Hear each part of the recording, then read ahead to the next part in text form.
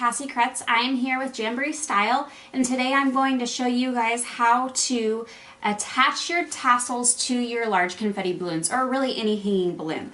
If you need to know how to assemble the tassels to get them to this point, we have another video how to assemble your tassels or DIY tassels. So how I start is usually leave myself about 6 inches at the beginning and take your first tassel and go ahead and just do one tie very loosely, and then go to the other end and take your next tassel. So I laid these out in the color order that I like. You can do whichever order you like. This is our blushing peony tassel garland, or blushing peony confetti balloon that it would go with.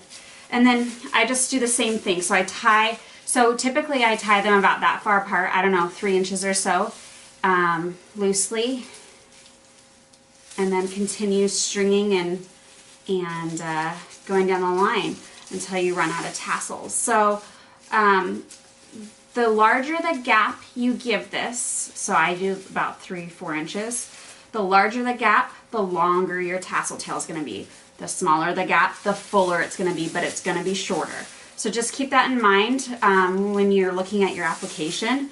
So I'm going to go ahead and finish this up, and I will show you once completed.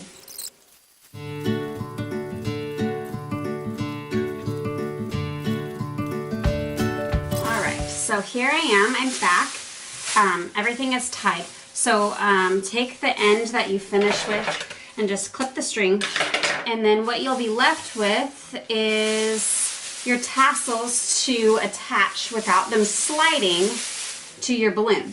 So you can either attach them this way and it'll make it one long thing, or if you don't need it necessarily that long but want it fuller, you could double it up like that. So those are your options, and you just attach it to whatever balloon or whatever you want to hang it from.